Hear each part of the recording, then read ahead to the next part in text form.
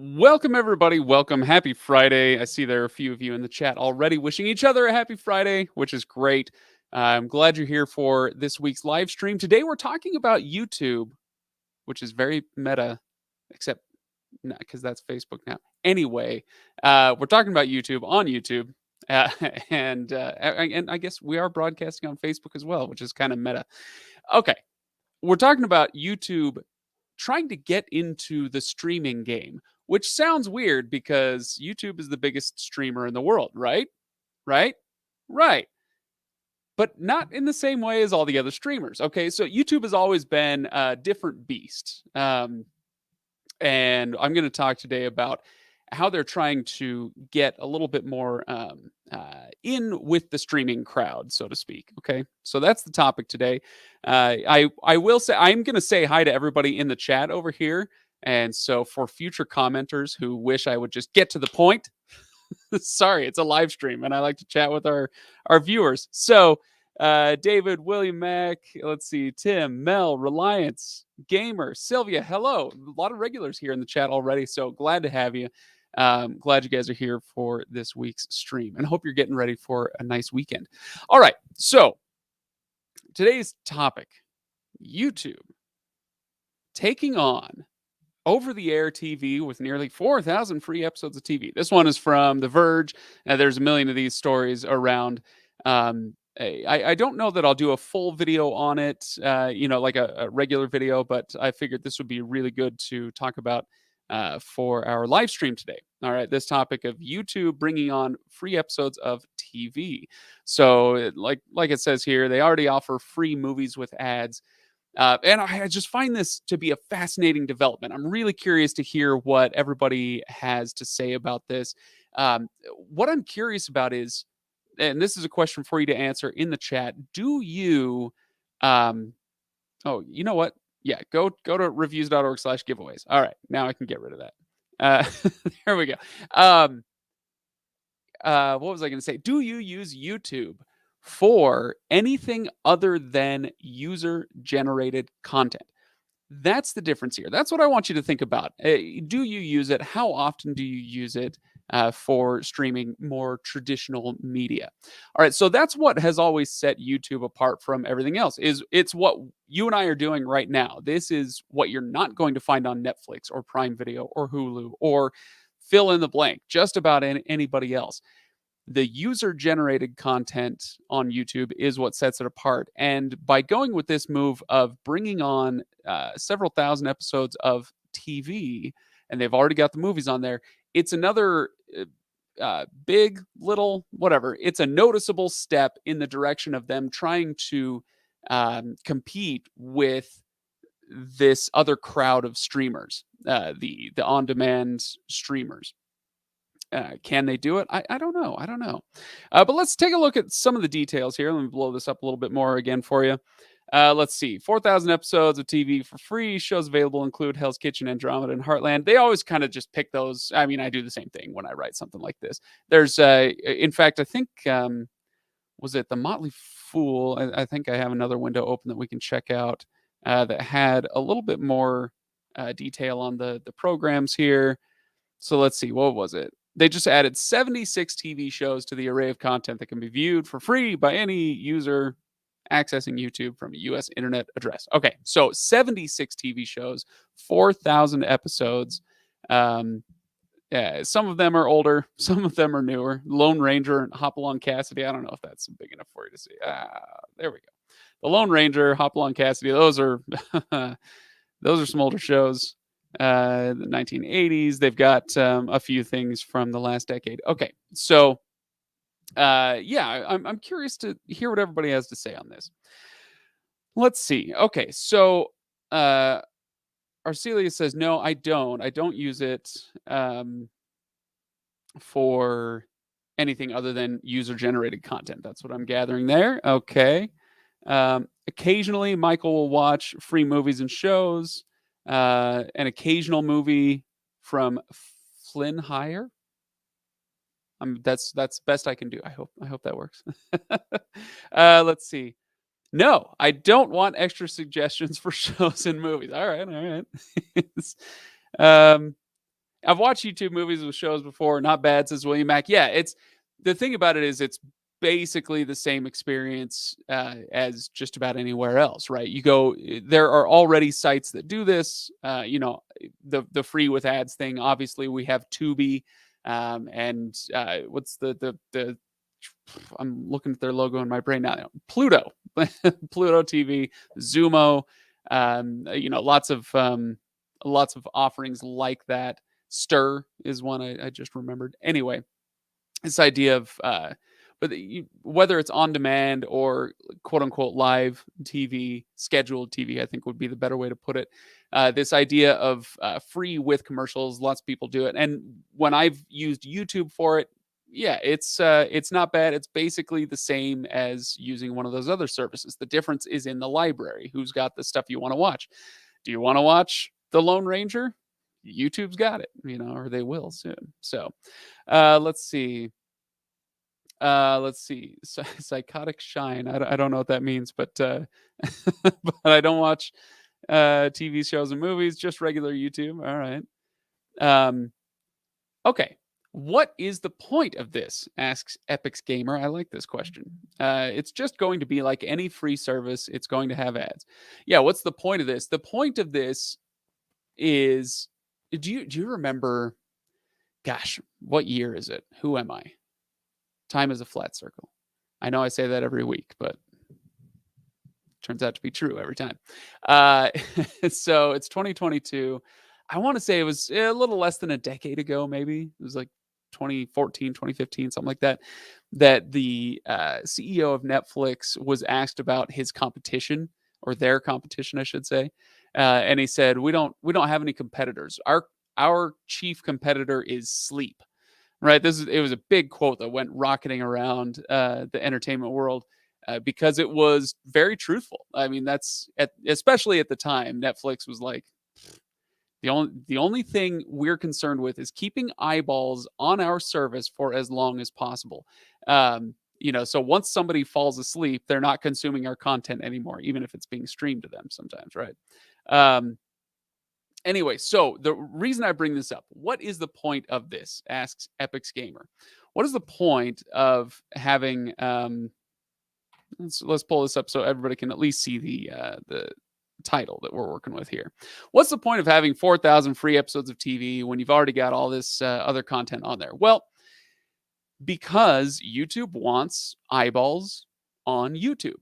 The longer people stay on YouTube, the more ads YouTube can serve up, the more money they make. It's the same principle that goes for a channel just like this one, right? So when we're trying to grow our channel, the number we're concerned with most often, the number that's most important to YouTube, the number they want to see grow, in order to help our channel grow, is watch time. Because what that tells them is, people are spending X number of minutes or hours on YouTube watching content, really any content. But when we're talking about watch time on our channel, it's our channel that's directly responsible for, somebody being on YouTube and getting served up more ads, or maybe paying for premium if they do. Anyway, so that's the point of this, where they see all these other services out there, whether it's Pluto TV, a free version, or they see Netflix or Disney Plus or whatever, and they see, man, people are there's still a huge market for scripted content or unscripted content, but professionally produced studio content, whatever. There's still an appetite for that, and so they've got the market absolutely cornered as far as user generated content. Great. They've climbed that mountain, they've reached the summit, and they've kicked every ladder down, on their way up. So they've already conquered that.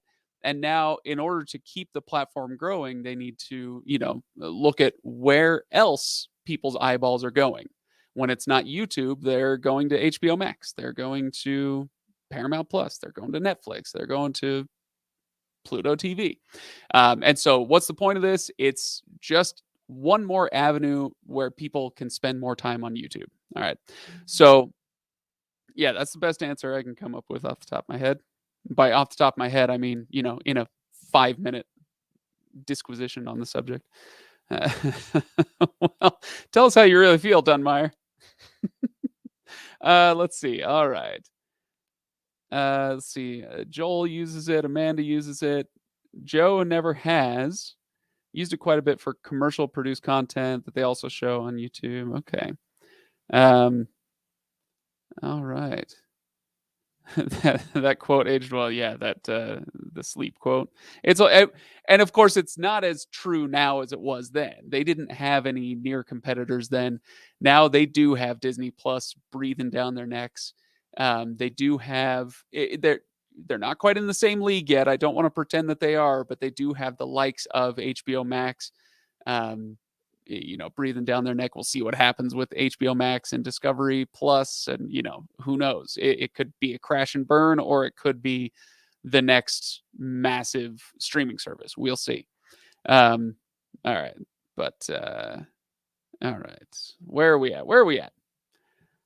It's like a reverse cable bundle. Andy, I'm really curious about this, and thank you, Andy. By the way, Andy has been awesome this week, sending me news stories, stuff to cover on the live streams or in my regular videos. So thank you, Andy. And for the rest of you who would like to, oh boy, I dropped something here.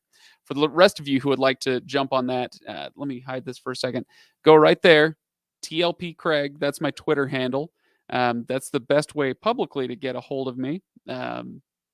And if you DM me, I'll probably see it. But as Andy knows, it'll probably take a few days. So there you go. All right. So it's like a reverse cable bundle. I'm curious what you mean by that. In a way, this idea, especially with YouTube, it's like it's not a cable bundle. It's not, but it does remind me of it a little bit in that they're trying to get all kinds of content, wrap it up in one place. So you only have to go one place. You only ever have to go to YouTube. You can get live news. You can get live sports. You can get user generated content. You can get scripted content. You can get unscripted content, whatever. So it feels more like the way that cable or satellite was more or less all inclusive. We're talking 20 years ago, before the rise of streaming. Gosh, is that only 15 years ago? Whatever it was. Kind of reminiscent of that. So I'm curious what you mean by that, Andy. Let me know. Let's see. All right, now we're digging into the personal stuff. Do I have YouTube Premium? I do not. I have tried it. I've sampled it, and I will probably get back on it, but because YouTube ads are either skippable or only 15 seconds long, it doesn't bother me in the same way that I am bothered by watching ads on my, on Hulu or something like that. So yeah, it doesn't bother me in the same way, but yeah, it does get on my nerves a little bit sometimes. What was the other thing I was going to say about commercials on YouTube? Oh, yeah. The other thing about it is that YouTube actually does a better job of serving up personalized ads, which I know some people find it creepy. They find it annoying, whatever. But frankly, if I'm going to get ads, I would rather get ads that are actually tailored to what my interests are and, things that I might actually buy.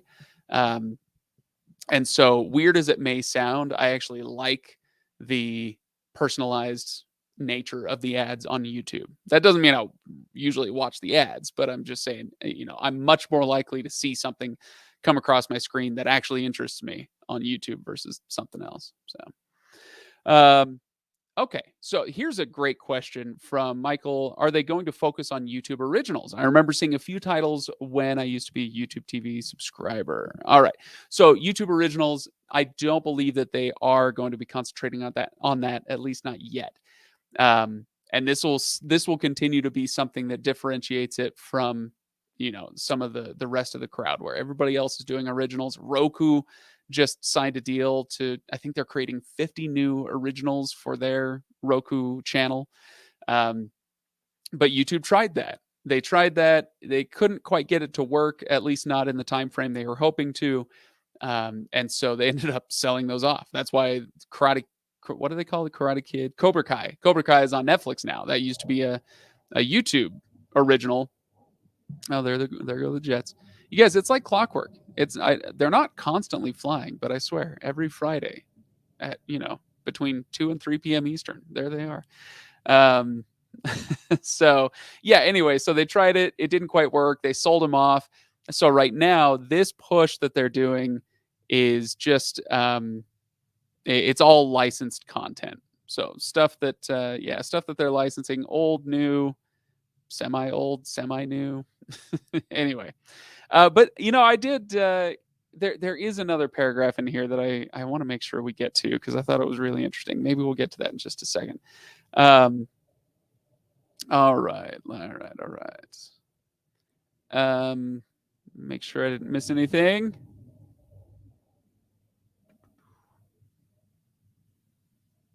All right. Okay, so Andy came back with this one. Think of YouTube's one-stop shop like your cable box, except YouTube Premium, no ads, is not included. You would think they would bundle it all together. Yeah, you'd think so. This is one that people forget about. I don't know how many people use YouTube Music, but often that's the best place you can find a song. And I do like having YouTube Premium for the music, because when you can go through a whole playlist with no commercials. It's like when I used to have Spotify non-premium, and then I think it was like 2013 I upgraded to Spotify Premium. Never looked back. Never. Radio ads are way worse than video ads. Just full stop. They're the worst. And I say that as a former radio guy. I used to read radio ads. I wonder if I could pull up like an old script or something that I used to have. That'd be fun to read a radio ad on one of these live streams. All right. So, what did I say? Oh yeah, I was going to pull up this paragraph here. Okay. So this is again on The Verge. They have a theory here, which I like, or I'm at least intrigued by. The free shows could also entice people to switch over from Roku, a company that YouTube owner Google has had some very public disputes with. Yeah, we've talked about that a lot on this stream in the past. Let's see, Roku isn't sitting still, planning to develop more than 50 original shows that'll appear on its Roku channel. So yeah, it's just I find this interesting. This potential kind of, it's not a fight per se, but it's because we've seen what it looks like when Roku and Google fight. This is not that, but it's kind of they're positioning themselves to be more of a contender in it's weird to call it the traditional streaming space, that Roku really thoroughly occupies. Roku has just a massive amount of market share when it comes to the streaming platform, the streaming devices. So I don't know what the numbers are for the Roku channel. I don't know how it does versus, say, Pluto or its other near competitors. But Roku's doing very well, and Google would love, I'm sure, to jump into some of that space. We'll see how it works out. All right. Let's see. Price increase on Spotify Premium subscription. Yeah, well, as long as it's still worth it. All right. It's like Netflix. Netflix keeps raising their price, and everybody says, grumble, grumble, grumble. Okay, and they pay. Right. One day it'll be too high, but right now the Spotify Premium subscription is not too high for me because I use it a ton. All right. I use Roku to watch YouTube on my television. Me too. I'm actually curious. I'm betting. Let's see. Between YouTube and Facebook, there's almost 100 of you here, so I'm guessing the answer is 0 or maybe 1 or 2. But I'm curious. Are any of you watching this stream right now on your TV? I'm betting that minimum 50% of you are watching on your phone. Might be more like 60 or 70. And then the rest are watching on a laptop or a desktop. Frayden says, YouTube is my weakness. It's not Twitter, Instagram, or Facebook. It's YouTube, and they know it. Yeah. Yes, they do. They know everything, right? They know everything about us. Let's see. Oh, wow. Okay. So this is all people saying you're watching on TVs. Yes, watching on TV. Yeah, on TV on my TV. Amazing. Through HDMI from my computer.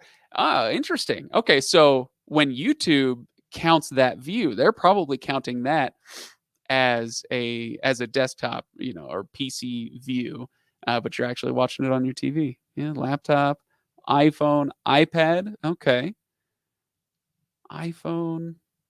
Oh, interesting. Okay, so Tony is on his TV but commenting on phone, which makes sense. That would be very difficult to do on your TV. Uh, I apologize. This face was not meant for 65 inches. It's like when big screen TVs got invented and people started watching old TV shows. Oh no, nobody should let me on 65 inches, or whatever you're on. Okay, so laptop, so I can't see you in 4K. Nobody's seeing me in 4K right now. I think this stream only goes out in 720. I think I still need to upgrade it to 1080 because I'm lazy. I'm so lazy. But yeah, nobody's watching me in 4K. I probably look terrible on a big TV. Sorry to everybody for that. But hey, at least you can see, like when we blow up the text on this, the people watching on their TVs can actually see that. So that's good news for them. Okay.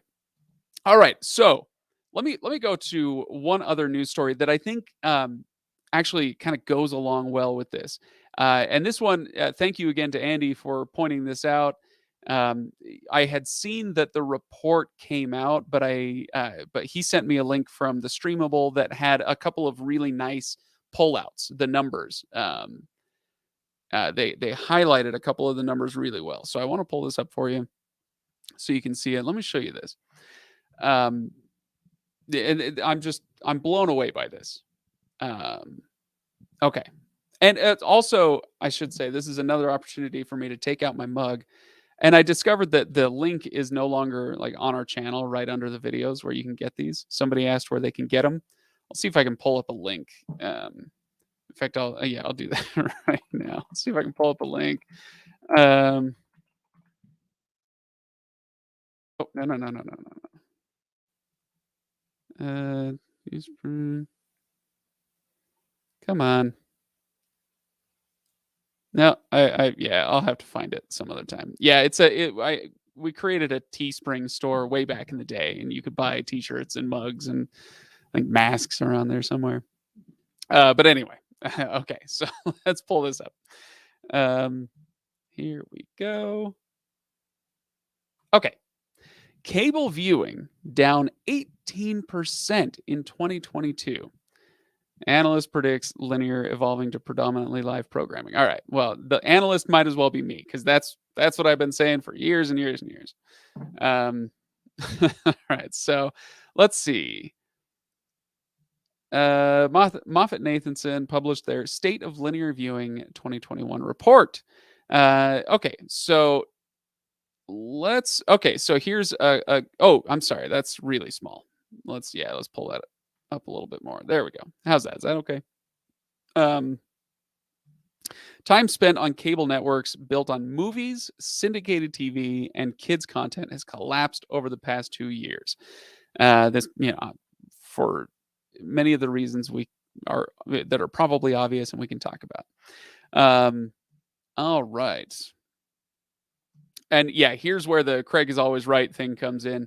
It's clear as day, looking at a 2-year stack, that live sports and news are rising in importance and value to linear stakeholders. All right, so, it's a little jargony, but yeah, the point is that as far as traditional TV service goes, as for people watching live TV, whether it's on cable or whether it's on network or whatever, or what am I trying to say, over the air, that live sports and news, that's pretty much all that's going to survive the revolution, the cord cutting revolution. So anyway, according to a recent Nielsen report, subscriptions in the US have been down 18% since 2019 as linear TV struggles to retain customers. It's obvious by now the only genres working are live sports and news. Okay, so here are a bunch of numbers. What does this all mean? We can dig into this if we want, but they actually, like I said, they pulled out a few numbers, these little boxes highlighting a few numbers that I thought were wildly interesting. All right. So in general, there's a trend of people, cutting the cord. They're not watching cable as much. They're not watching what we call linear TV as much. That's that kind of scheduled TV programming. So in general, it's down big. But the stuff that's down a little bit less is news is down 3%. Sports events is down 5%. Now, what does that mean? Right down here, you can see sports non-events 23% down. So the difference there would be, this is an actual game. This is a football game, a baseball game, the Olympics, whatever. This would be your sports talk shows, right? So non-event sports and analysis talk shows, that sort of thing. But look at this, kids stuff down 53%. And I got to be honest, I get it. I understand now why that is the case. Having two kids myself, I I let them watch, or I think they were at their grandparents' house at some point. Grandparents still have satellite, and so they turn on Nickelodeon or the Disney Channel. Is that what it's called? The Disney Channel. It's been so long now, and let them watch some kids content. And they came home from that. They had a great time. Oh, grandma and grandpa's house was great. We watched this. We watched that. They did other things too. Don't worry, I'm not a horrible parent. But the thing they came back and said was, um, and I saw a show about a toy and I want the toy. And I was like, what are you talking about? A show about a toy? Did you watch Transformers? Is this like an old rerun of Transformers? What they were talking about was commercials. I realized my kids didn't understand commercials. And I was really grateful for this. I had to explain to them that, yeah, when you're watching shows on, on this kind of these channels, then they take a break from the show to show you things that they want you to buy. Trying to explain a commercial to somebody, like a 7-year-old who has never seen a commercial, or at least not that he remembers, it was weird. So I had to explain what a commercial was, that it wasn't just like a little short show in the middle of the show. And anyway, so I guess I'm off on a tangent here, but back to this, the idea that kids programming is down 53% in 2 years. That's 2019 to 2021. That's 2 years, 53% down. I assume it's down to a couple of things. There are a lot of people like me who, they don't want their kids watching a ton of commercials for whatever reason. They don't want their kids to need the next great toy or whatever, as determined by the commercials.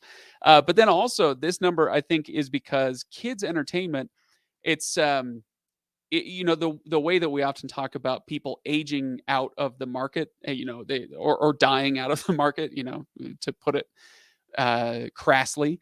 When people get older, they age out of the market. When they pass away, obviously they're not watching any more TV, and so things naturally change over time when we talk about aging out. But there's also aging into the market, and my age cohort is in the kid content space right now. And we're far less likely to have cable or satellite subscriptions, and far more likely to be willing to nix them if we do have them, right? And so that makes a lot of sense to me. All right, so let's see. Basically live content is down 5% and non-live is down 23% in the last 2 years. Let's see if I can get rid of that so we can pull that up a little more. There we go. Oh yeah, now I'm cutting it off. All right, so what does that mean? Live content, again, things like sports and news, stuff that's happening now, versus non-live content, shows, movies that you actually get on and watch, is down much, much more, 23% over the last 2 years. Let's see, they had a couple other, this is like the top three programs on each cable network. So this is, I can share the link for this. Let me grab the link. You guys can all go check this page out if you like.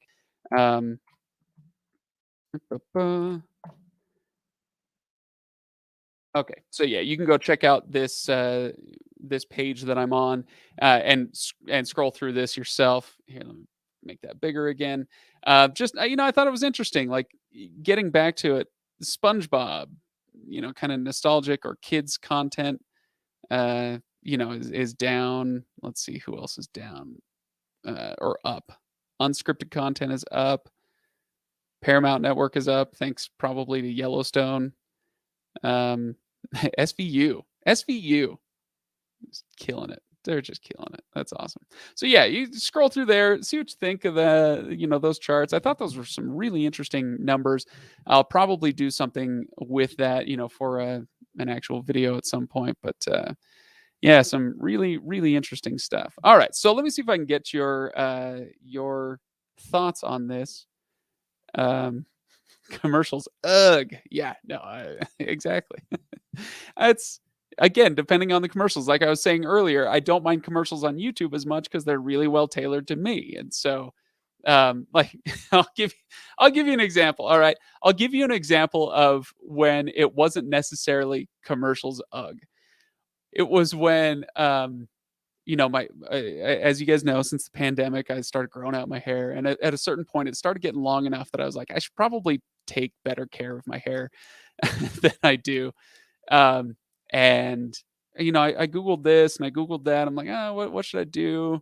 And I'm texting with my wife about it. Suddenly, I'm getting hair care ads like crazy, and I found a great product through that. So like that's the kind of thing where you never know. So it's not always commercials, ugh, but it's usually commercials, ugh. I'll give you that. Let's see. Do you use the PS4 behind you? Oh yeah, you can see that, huh? Yeah, there it is. Oh yeah. I was just looking for a PS5 yesterday, but alas, they got a shipment in and they all sold out in 10 seconds. So do I use the PS4 behind me? Yes, but I don't use it for streaming. The only I use, or I should say, I can use Roku for everything I need to except Twitch. I do stream on Twitch every once in a while for decent amounts of time, and so the PS4 would be good for that. But I don't need it because I've got my Chromecast, I've got the Apple TV, I usually use the Apple TV if I need to hop on Twitch. But okay. Okay, so Andy, speaking of commercials, Andy says that's why I pay for YouTube Premium. My kids watch YouTube all the time without commercials. However, we have enough local news on in the house. They know what commercials are. Yeah, okay, that makes sense. Commercials are only good for snack and bathroom runs. I like that you put runs in all caps. Like I've been holding it for so long. This commercial is the perfect opportunity. Commercials are everywhere. Pluto TV is very good, but let's face it, it's basically one big Paramount Plus commercial. This is pretty true. Um, okay. So Tony says, I live in a college football town, so I have to have ESPN. I use YouTube TV, and it's awesome.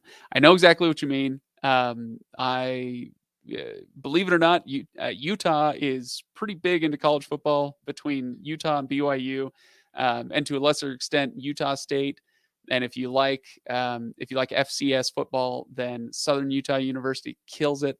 They're really good. So we've got some good football around here, and I'm the same way. I love college football, and I will usually sign up for something for those 4 months out of the year. And yeah. And is it usually YouTube TV? Yeah, it's probably, unless something changes this year, it'd probably be YouTube TV, but we'll see. Let's see. Okay. So this is an interesting one. Quality of shows in general has just gone to the ground, says George. I think I'm kind of with you, and this goes to something we've actually on this stream we've been talking about it for the last few weeks. I've talked about how things don't die, they just change. Where the example I always give is AM radio, and we were even speaking of the Lone Ranger earlier in this stream. You take something like the Lone Ranger, the radio show you could watch, or you could listen to it on AM radio way back, back in the 40s or whatever. And AM radio now would be unrecognizable to somebody back then. Back then, you had shows, you had productions, you had events, and now it's mostly sports, whether it's events or sports related programming. Sports talk shows, political talk shows, lots and lots of that stuff. And then yeah, you might have some classic channels. You get your oldies stations or whatever on AM radio, but for the most part, it would be unrecognizable to somebody who listened to AM radio back in its heyday, a couple generations ago.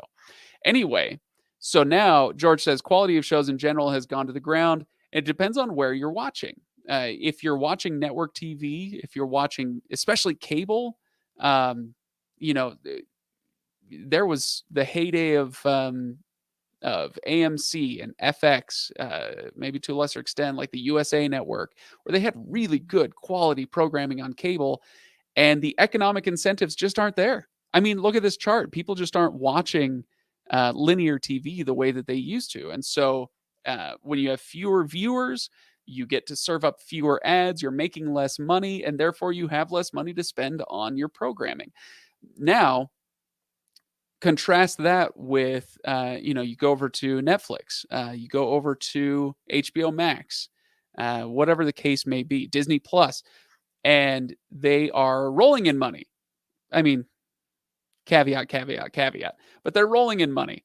And so the economic incentives are there. They're going to make more money if they spend money on content, really good quality content.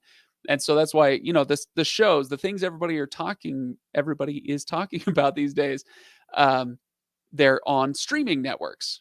And so, because that's where the money is. So that's where the quality goes, at least depending on how you define quality. It's not like everything on cable is garbage now, but yeah, compared to the golden age of cable, yeah, things are just a little bit different now than they used to.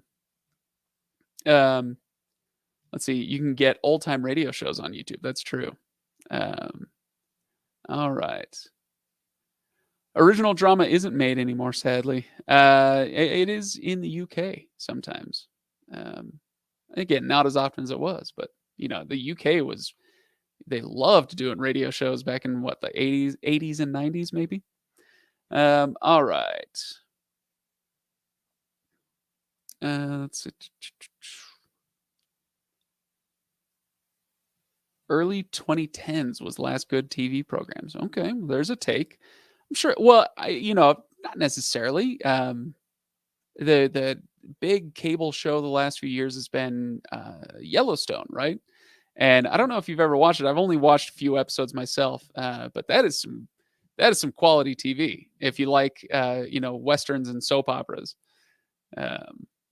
So let's see.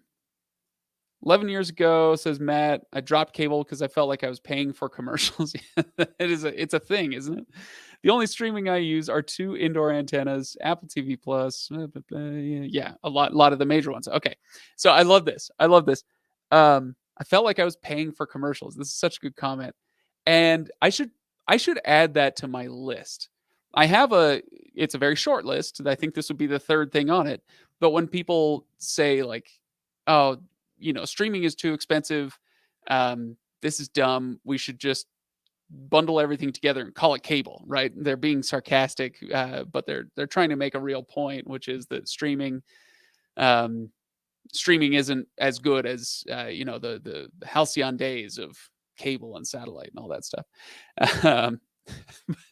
So my objection to that is you don't have contracts where you used to have to sign like a 2-year contract for cable and satellite. It's still that way for satellite for obvious equipment reasons. But on cable, you don't have to sign a 1-year contract, but it's cheaper if you do. So no contracts. That's great. And then also just the personalization, it kind of, along with the no contracts thing, it's like I was saying earlier about college football.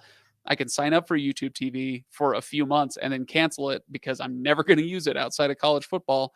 I have the option to do that. If Hulu has an original that I really want to watch, then I can sign up for Hulu, watch the original, and then cancel Hulu, and stop paying that $10 a month, or whatever I end up paying for Hulu, where you don't have that option with cable. And so you have that personalization option.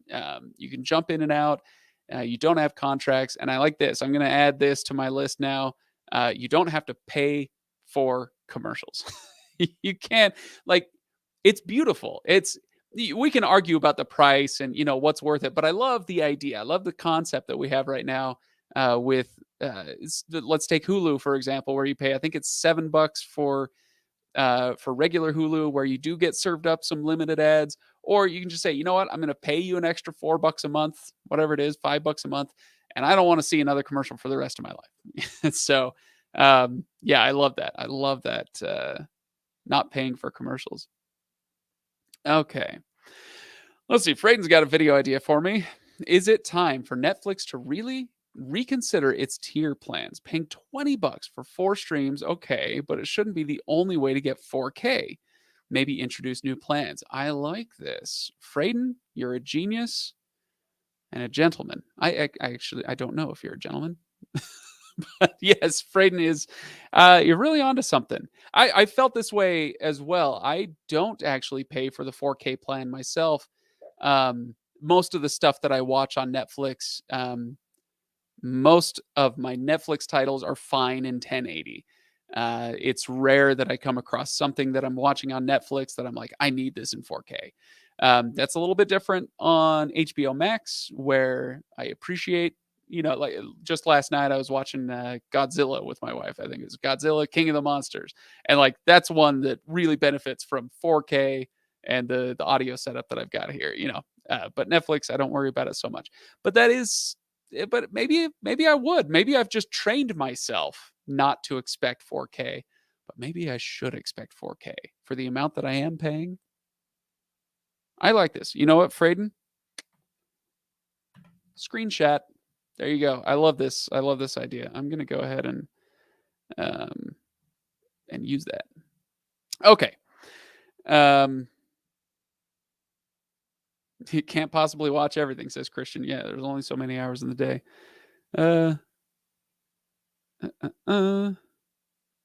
Okay. Let's see. Going back to YouTube. The reason I love YouTube so much is that I can watch stuff from the heyday of TV. I watched the old TV movie of 1984, the one with oh shoot, what's his name? You guys, this is gonna kill me. Didn't he die recently? Movie. Was John Hurt. For some reason, my brain could only think of William Hurt, who did just die recently. John Hurt, that's right. He might still be kicking. I can't remember. Oh no, he died in 2017. My mistake. Okay. So anyway, yeah, 1984. Great movie. Great book. Let's see. What is your opinion on the Netflix password sharing crackdown? Missed the stream last week. My opinion on it. So for those who missed it, Netflix, in fact, let me see if I can grab a story so you guys can, just in case anybody missed last week's stream. We won't devote a ton of time to this, but it is something that could be coming down the pike. So if you missed it last week, it's good to know what's coming.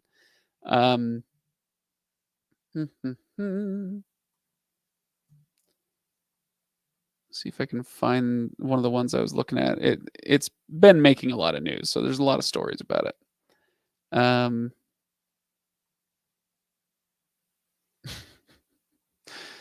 All right. Well, let's see. Maybe they have some. Maybe they got some details over on Tech Radar. Let's pull this up.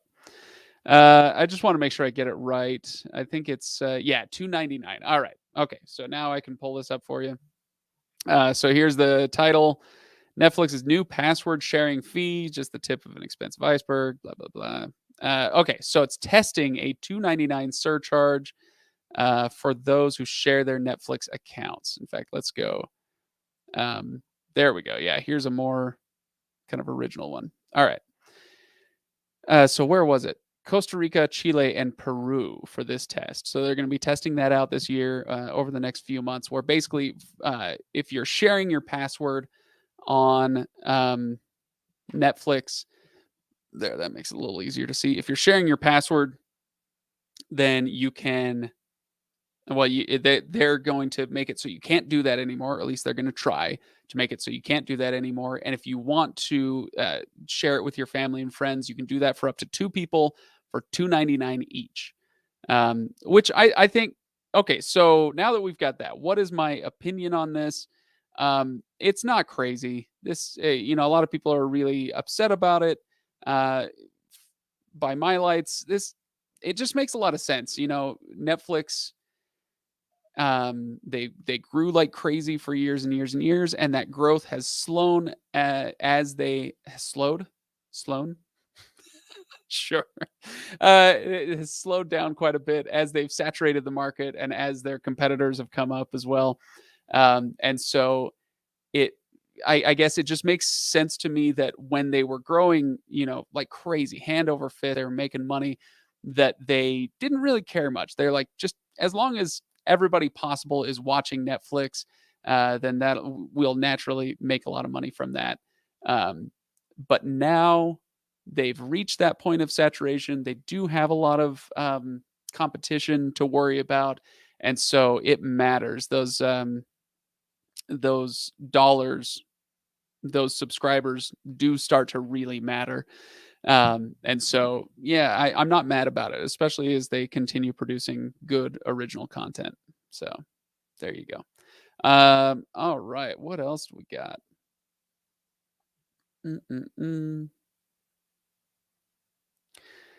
Apple is going to introduce a subscription model for their hardware. Your opinion on this, please. I don't have one yet. I don't have one yet. I don't have many Apple devices myself. I've got an iPad, got the Apple TV, of course. Kind of depends on how they integrate a fee. Because if it's literally just everything remains the same as it is right now, and they introduce another new fee, I'd be upset about that. And I probably wouldn't use my iPad much anymore. But if it's more along the lines of like Apple One, or it's like, hey, we've got all these services, you pay one fee, and you've got access to all those. If it doesn't, so then they're bundling their services. So I'm thinking of Apple TV Plus, and Apple Fitness, where it's like, hey, we're going to roll everything into Apple One. You pay $10 a month, and you get access to all this stuff. It'd be a bit like Amazon Prime, right? And that, take it or leave it. People can argue about its merits, but that wouldn't make me upset, right? That's fine. If it were a thing where it's like, hey, world, hey, 1 billion iPhone users. I don't know how many there are, but there's a lot of iPhones out there. All of you with iPhones and iPads and Macs and Apple TVs, all of those are going to be bricks if you don't pay us $3.99 a month. That would be upsetting. And I don't see them going that way, but I haven't read much about it at this point. So as I get more details, I'm sure I'll have more of an opinion on that. Let's see. Okay, we'll take a couple more and then we'll wrap it up for today. You guys, I got to lay 4,000 pounds of sandstone in my backyard. So it's going to be a long day. Better get to it pretty soon. All right. If you're addicted to Netflix and you drop out, get the shakes. There's a group out there for you.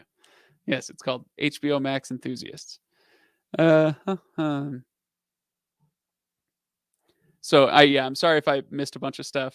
I've done a lot of shouting at the camera today. Oh,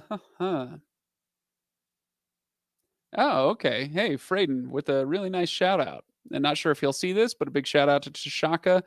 And his Google TV versus Apple TV current series has been really cool to watch. Yeah, he's awesome. If you guys aren't watching Tashaka videos, you are missing out.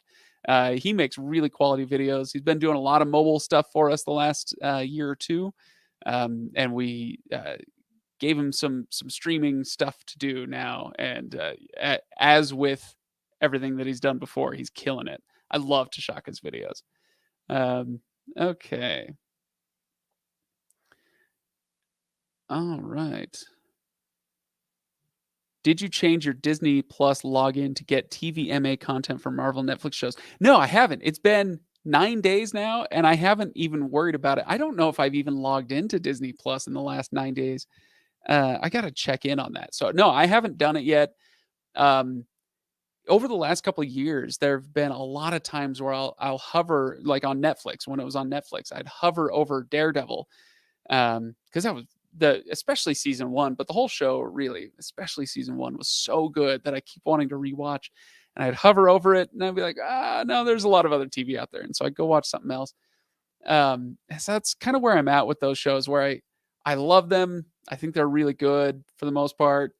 But I'm just not like raring to get back to them. Like, revisiting the Marvel Netflix shows hasn't been high on my priority list. But yeah, I do need to get in there and check that out. Okay. Watching this stream just reminded me to cancel my Hulu until The Handmaid's Tale fires back up. There you go. There you go. Oh man, Matt used to work in a lumber mason yard. Not easy work. Nah, it's not easy work. I'm out here in my studio and I dug. And this was not easy. For like 125 feet, I dug a 2-foot path all the way back here to the studio from the sidewalk, and I'm gonna lay sandstone down on that. So it's mostly leveled. I got the sandstone delivered this morning, and now I got to put some leveling sand, the stone, you know, put some concrete between that. So yeah, we'll see how it goes. All right, guys. So Matt has been asking me a couple times about my thoughts on It's Always Sunny. I never watched it. I've seen little bits and pieces. I think it's hilarious. Just kind of like with rewatching Daredevil. There's a lot of TV out there, and I just never quite got to It's Always Sunny. But yes, I hear wonderful things. All right. I feel like, let's see, if you need parental controls on Disney Plus, it'll actually leave out the TVMA content. Yeah, that's fine. But I feel like you're trolling me by calling me Greg. All right, everybody. Let's call it there. Thank you so much for joining me on this live stream. It's always fun um, to get to interact with all of you, and I'm sure there will be lots of news, lots of things for us to talk about next week. Don't forget to check out reviews.org/giveaways. Go check out that page and enter to win right now. It's a $50 gift card to Amazon.com. Yeah, so we'd love to see you there on that page. And don't forget to not just like and subscribe, but hit the little bell icon so you get the notifications, and hit like on those videos when you see them come in on your phone. It really supports the channel. It helps us out quite a bit, and we really appreciate it. And I will see you all in 1 week.